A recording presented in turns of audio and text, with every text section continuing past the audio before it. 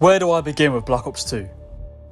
It was the last game of the golden era, from 2007 to 2012, and as a result, holds a special place in this series for a lot of us.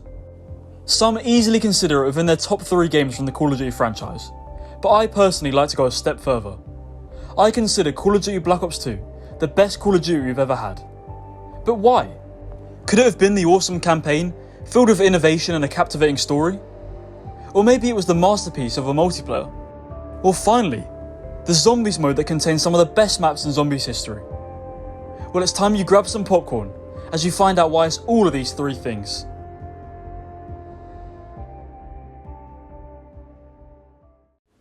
Black Ops 2 takes us in a new direction with its campaign, being split into 2 vastly different time settings. Firstly, the more classic Black Ops setting in the late 80s, and secondly set in 2025, which is, okay, wow, next year? Man, I'm getting old.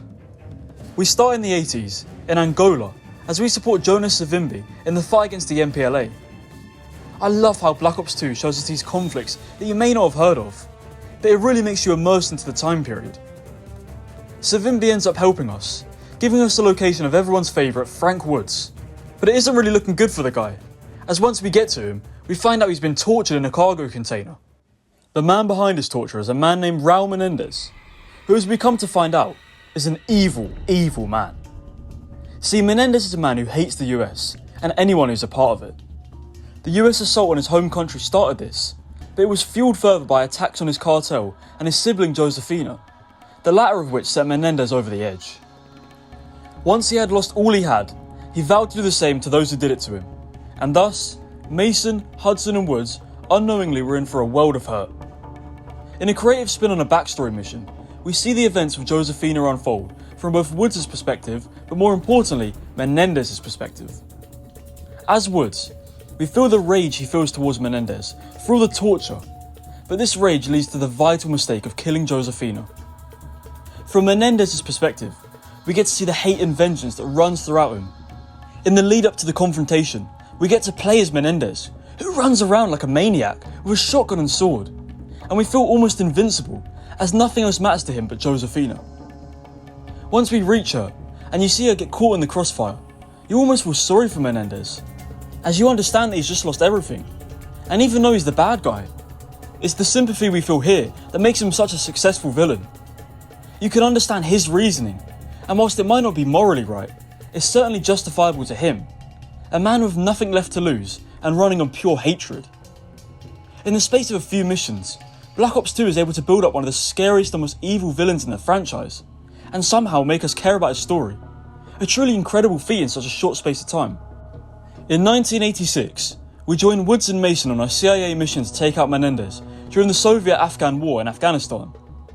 This mission expands what a Call of Duty mission is, allowing us to explore an expansive level on horseback. Despite this level being linear, its openness makes it feel large, and gives it a sense of scale that's never been done before in this franchise. We eventually reach and interrogate Kravchenko, who's working alongside Menendez.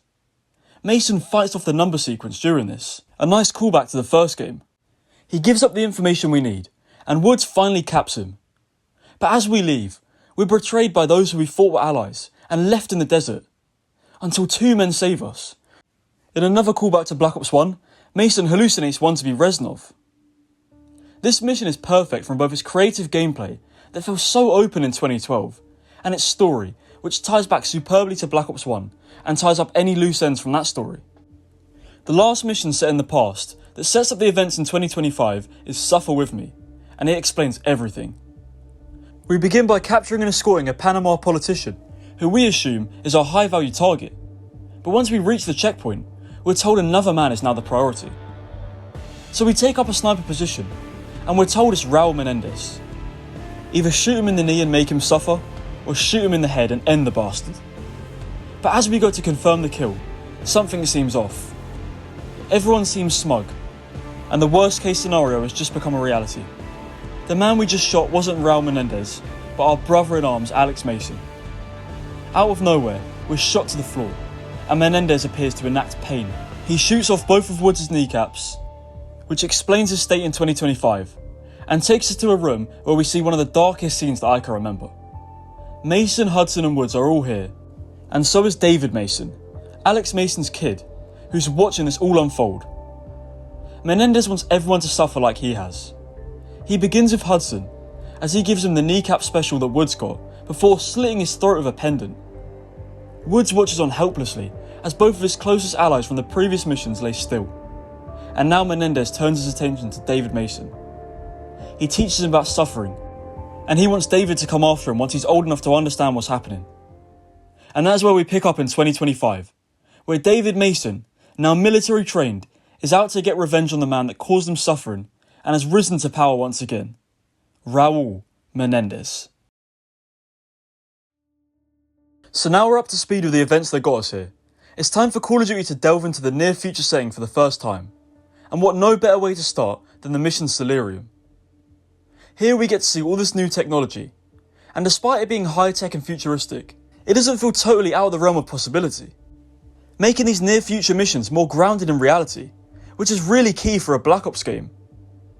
This mission begins the hunt for Menendez, and the scenes of David Mason visiting an old wheelchair-bound Frank Woods begin to make more sense, as we now see he wants answers from what happened in the past and the key to taking out the man that caused all the suffering. We also find out at this time that Menendez has been running a terrorist group by the name of Cordis DA since the year 2014, using cyber warfare and technology to cause havoc around the world.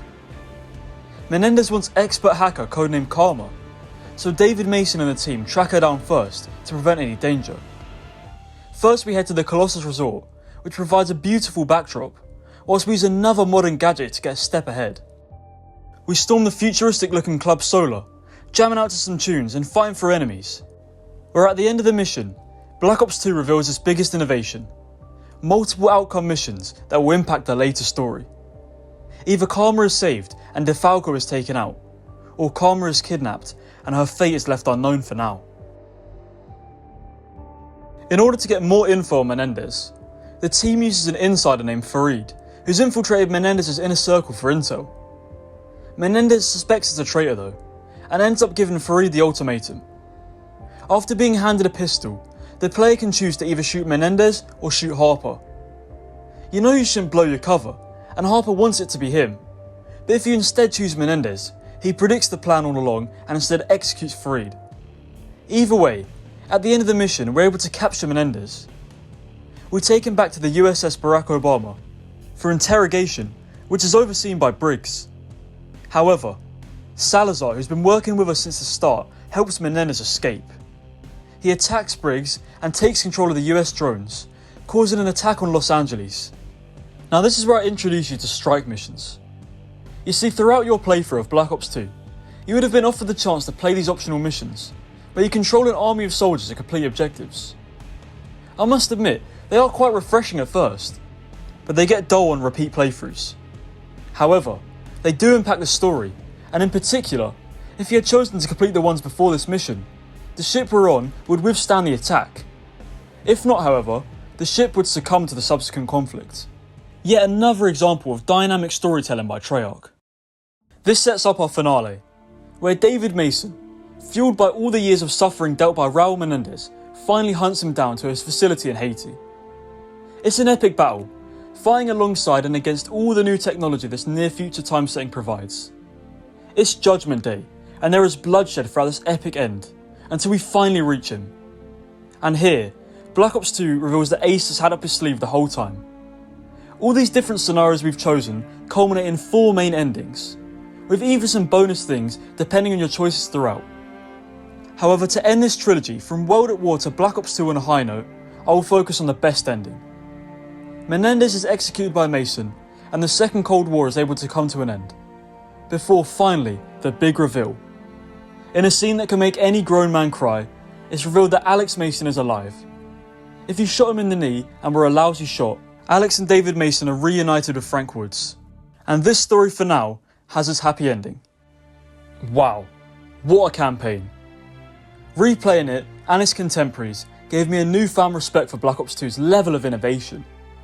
From optional missions to different endings, this game broke new ground for what a Call of Duty campaign is. And it's a real shame that the games that followed on from it didn't learn from its success. Overall though, with its dynamic storytelling, excellent set pieces, and for wrapping up the Black Ops story in a fitting way, Black Ops 2's campaign gets an 84 out of 100 score for me.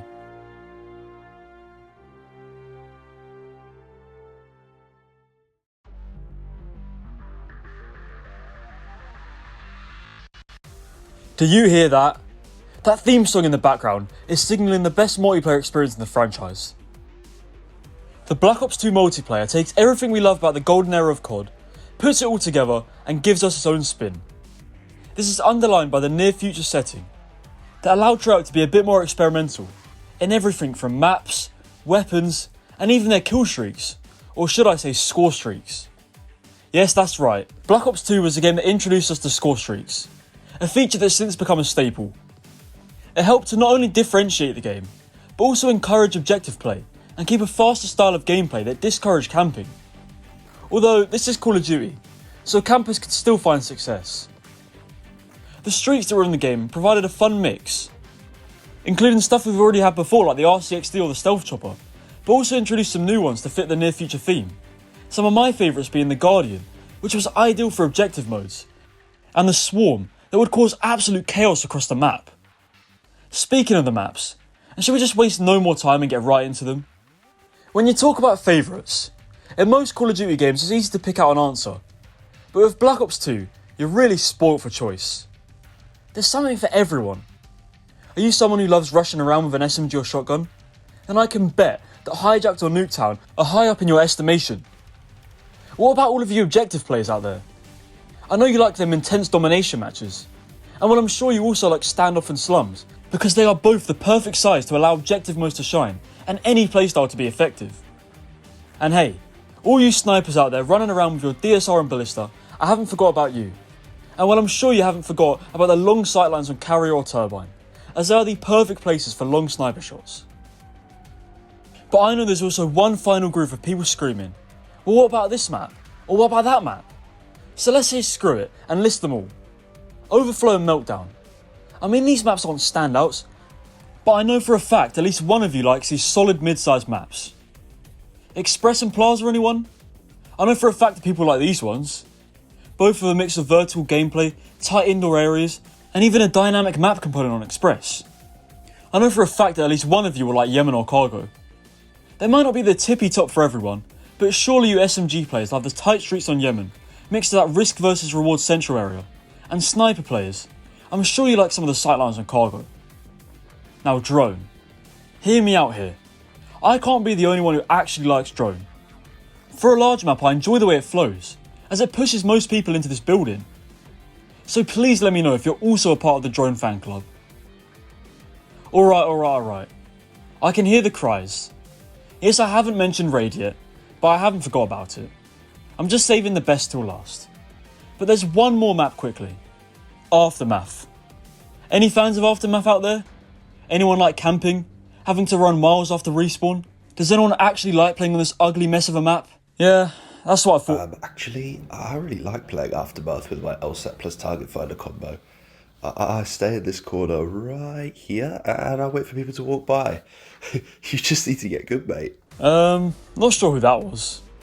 But okay, I've wasted enough time. So let's talk about Treyarch's magnum opus. Raid is the quintessential Black Ops map. That 3-lane layout is present, each lane providing something different, with a long sprawling sightline overlooking the pool, or on the other side, power positions that face each other. Both with flank routes to give players something to think about. The middle is that chaotic central area, where the carnage really takes place, with buildings either side and choke points that perfectly funnel players in from both the buildings, and successful flankers who took the risk down the side lanes. And this is all topped off by a flawless aesthetic in an LA mansion with that luxurious white colour, complemented by that sunny blue sky. Fighting in this mansion, surrounded by all the supercars, is a treat, and no matter how many matches I play on this map, it's impossible to find it dull. You may think I've gone over the top glazing Raid, but I'm giving it the respect it deserves, as maybe the remasters have clouded our perspective on how unbelievably good the original version was. What's that?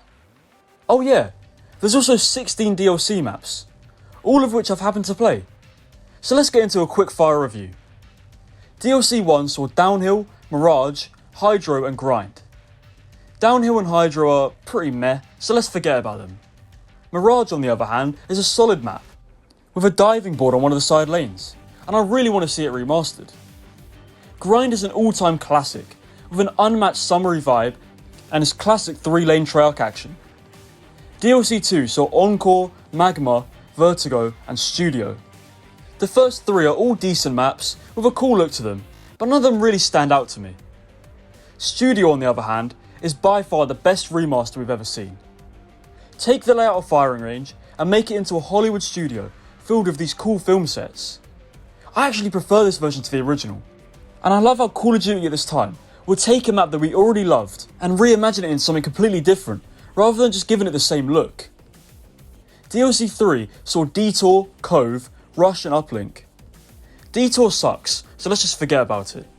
Cove was yet another fun, bright map, with a unique circular design, where the action constantly moved around the map.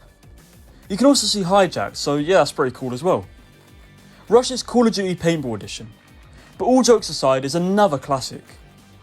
So fun in domination, as there's cover everywhere, which can make it really enjoyable to bounce from cover to cover and take that B flag. Uplink is a remaster of Summit, and whilst it plays well, it doesn't look as good as the original. DLC 4 saw Dig, Frost, Pod and Takeoff. Pod is terrible, so again, let's forget about it. Dig and Frost are alright, but again, not really standouts, so let's push them 3 to the side and talk about the Stadium remaster Takeoff. Wow, what a map. Perhaps the most beautiful in the game, set in an offshore spaceport, it's great for all playstyles. The power position in the middle is the perfect mix of risk versus reward, and despite the map being fairly large, it keeps a good speed. But whilst you're playing on this fine selection of maps, you will certainly need a good set of weaponry to keep things interesting. And well, as a result of Black Ops 2 setting in 2025, it enabled Treyarch's freedom. An average of 4 or 5 in each class meant there was something for everyone. And I would even argue that this game has the most iconic guns, as in every class I can think of at least one that was a go-to. A lot of the assault rifles were fan favourites, but everyone has a love for the MTAR and the M8A1, which were both versatile options. And who can forget the AN-94? A well-rounded assault rifle unlocked at level 55 that all of us just couldn't wait to unlock back in 2012, and it didn't disappoint. It felt like a laser beam with its easy recoil pattern, and its high damage made getting kills easy. And who could forget the beautiful sound it made? SMGs again have a wide choice of great options, but the main standouts were the MSMC and Scorpion Evo. The former felt like a pocket assault rifle that came with the benefits of an SMG, with its fast movement speed, but also good range and accuracy. The latter was your typical SMG, with little range, but a fire rate that would melt anyone up close, and it made a sound that struck fear across the map. Then there was the Peacekeeper. The first DLC weapon in Call of Duty was another hybrid style SMG, and it feels similar to that of the MSMC, but those iron sights made it a treat at all ranges. LMG users were treated to the LSAT, which when combined with the target finder, is probably the most no-skill gun I've ever seen. And I know for a fact that a certain someone from earlier in this video would be loving it right now. Moving on to the shotguns, and would you look at that, the KSG, the complete opposite to the LSAT, a high-skilled gun. This slug shotgun isn't for everyone, but it's one of the most rewarding weapons to use in the game. Players that can land their shots are treated to great range for a shotgun, and a satisfying weapon to use. But finally, let's end on my favourite weapons from Black Ops 2. Maybe it was down to my addiction to watching FaZe Clan back in the day, but the DSR and the Ballista. Both bolt action snipers, so you might wonder how different they could really be. Well, I'll just teach you. The DSR is the hard-hitting one, and it has a great one-shot area, but the chamber speed was slower. The Ballista, on the other hand, has less of a one-shot area, but was much faster, making it the go-to for quickscoping. The DSR therefore took the role of being the sniper for more casual snipers, as well as being the one used for trickshotting. The Ballista was the 1v1 and free-for-all sniping king, and it feels so satisfying to chain up kills with. The Creator class system only amplified how fun these weapons were. The Pick 10 system was a revelation, and it created endless possibilities at the time. Wildcards enhanced the experience, allowing the player to focus in on being more perk-based, equipment-based or weaponry-based. Removing pro perks did simplify some of the choices, but I think it works with the system in place. And finally, customization would once again reach a new height. Calling cards would show off status, emblems would show off creativity and lead to some interesting designs to say the least, and camos would show commitment. There was a wide selection of earnable camos, with the classic headshot and challenge system coming into play here. Classics like Cherry Blossom appeared, and even a secret camo, Diamond. Diamond looks incredible, and is still in my opinion the best version we've seen. It gave players that extra thing to do other than prestiging, and it began the theme of a camo grind that is now a staple. This game also continued the tradition of party modes, and proved that Black Ops games were the most arcadey and relaxed to play. Wow, is that everything? I'm really sure it's not. I've 100% missed out on features that you love, and maybe even some features that I love.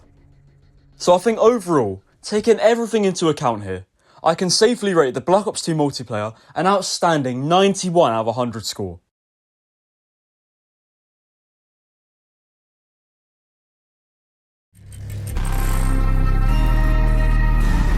I said in the intro that Black Ops 2 contains some of the best zombies maps of all time, and that is true, but we had to go through some rough times to reach the light at the end of the tunnel.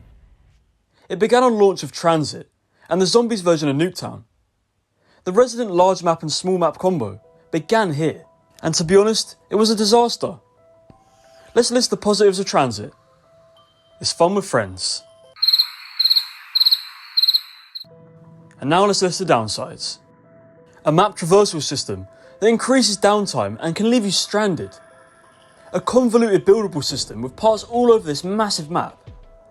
Empty space in between the key areas with nothing but fog and the dreaded denizens who grab at you to no end.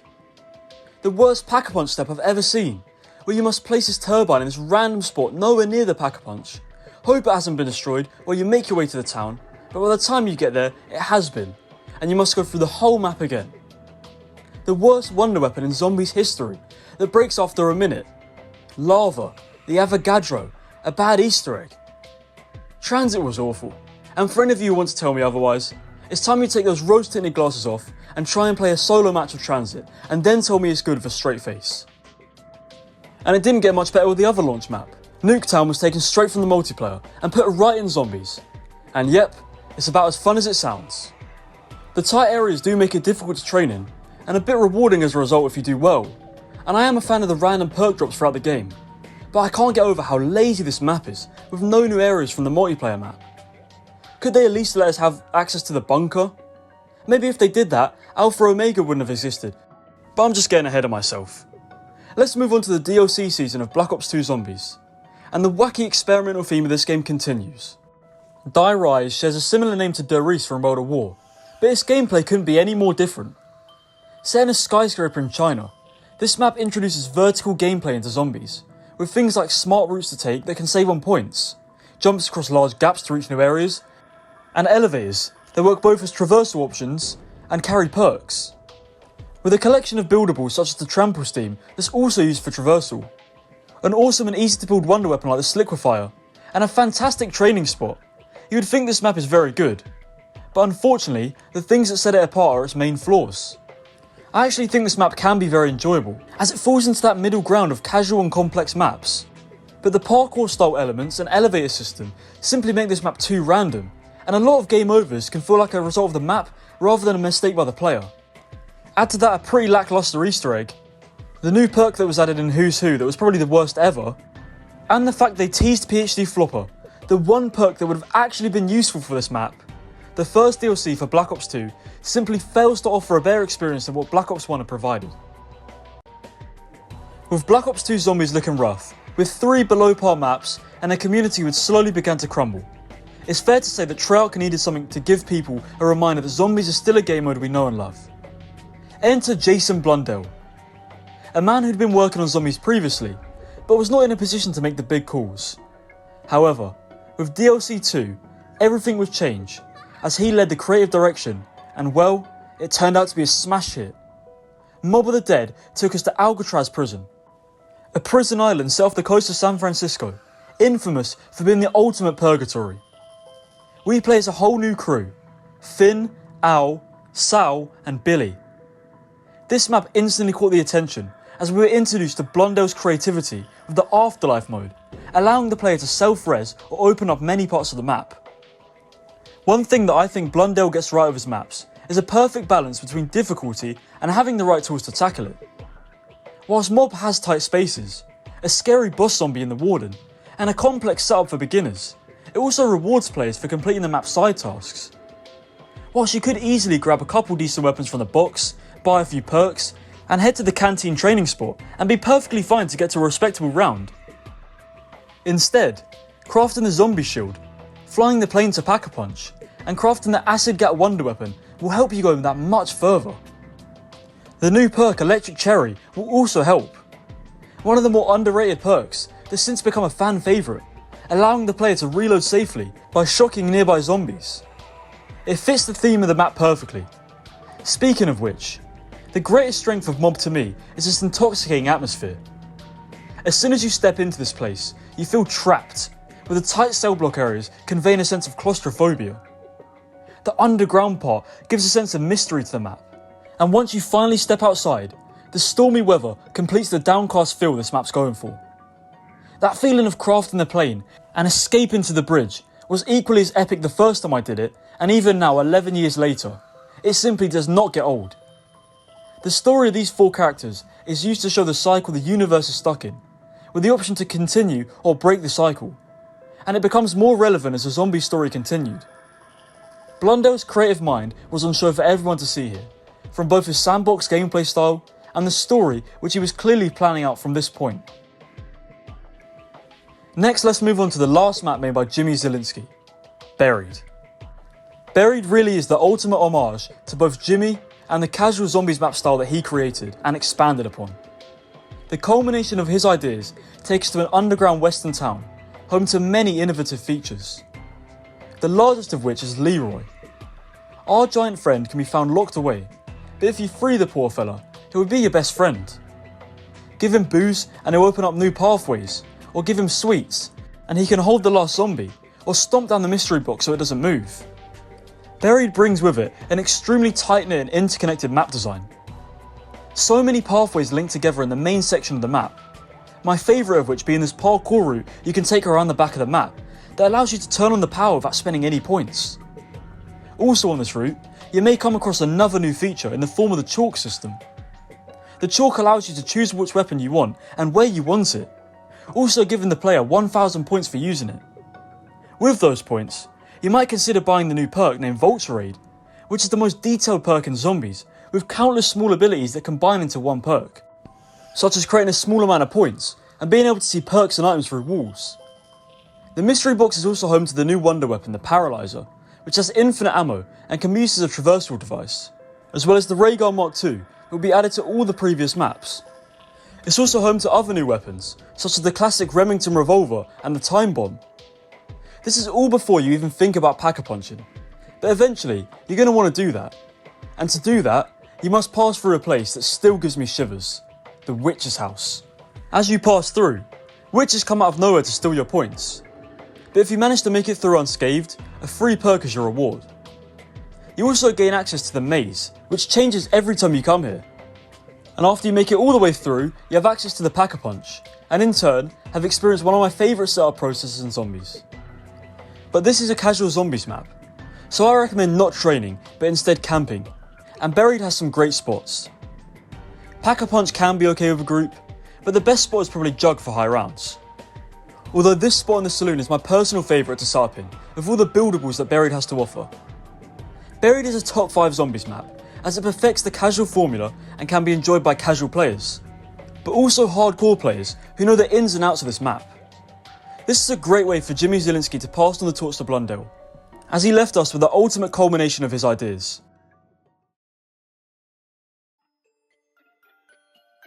With Jimmy Zielinski stepping down, Blundell was now the main man, and well, he had something that would change the course of zombies forever. Both the gameplay and storyline of this mode would be set in motion for the next decade by one map, Origins. While subjectively we may all have our favourites, objectively, Origins is the greatest zombies map ever made. I can describe Origins as beautifully complex. It's a long setup process no matter what, requiring the whole map to be open to get all the generators on, making the decision on how you spend your points crucial. The looming threat of the Panzer Soldat appearing on round 8 creates a scramble to be ready, and that round in particular is really the filter between casual and serious zombie players. The Panzer is absolutely the hardest boss zombie up until that point, as it relentlessly chases the player and can grab them from afar with his claw. The lack of good training spots, mud that slows the player, and tight spaces make this guy a challenge to fight against, but a crucial learning curve to enter this new era for zombies. Past that point, and you're ready to explore Origins. I noted that Blundell made Mob feel like a sandbox, and it's the same here for Origins. It all revolves around the Wonder Weapon, or shall I say Wonder Weapons, as for the first time ever, we had not just one, or two, or even three, but 4 Wonder Weapons. The elemental staffs, fire, ice, wind and lightning, allowed you to channel unbelievable power, but getting them wasn't so easy. Each must be crafted using different steps. Ice, for example, requires it to be snowing, as you must dig for the parts using the shovel system. Lightning requires you to go on the tank to grab all the parts. You then must get the gemstone from the crazy place, and that's just the beginning. After you do that, you can do another quest that upgrades your staff, involving lots of symbols and hunting around the map. As I said, this is complex and it isn't for everyone, but this added so much more replay value to the mode. In fact, speaking of complexity, and we have to talk about Origin's main shining light, the Easter egg. The zombies Easter egg has slowly been growing in complexity up to this point, but it peaks here. 8 steps that when broken down into parts are manageable, but as a total package, alongside all the other map elements that I've mentioned, make for a severe challenge, and one that only a small percentage, one of which is me, I'll throw that out there, will complete. Steps include building and upgrading all the staffs, fighting off an absurd amount of panzers, and finally, ascending from darkness and freeing Samantha. It's the Easter egg with the most room for improvement, and it's become a go-to for speedrunning, whilst the story it tells would subtly set up the premise storyline with a different set of the 4 iconic characters, this time with deeper stories that would be brought more to the forefront as the story progressed.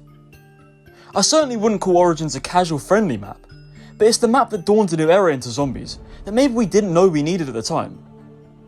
I've talked a lot about the golden era in this series so far, and I believe Origins began a new one for zombies. We wouldn't see that until later down the line, but on its own, Origins still stands tall as the best of the best. Black Ops 2 Zombies was certainly a rollercoaster, with very high highs, but some lows that have to be mentioned, especially when some are part of DLC packs that would cost extra money. But due to how much I love Mob, Buried and Origins, it manages to elevate Black Ops 2 Zombies slightly ahead of its predecessors, and I'd give it a strong 81 out of 100 score.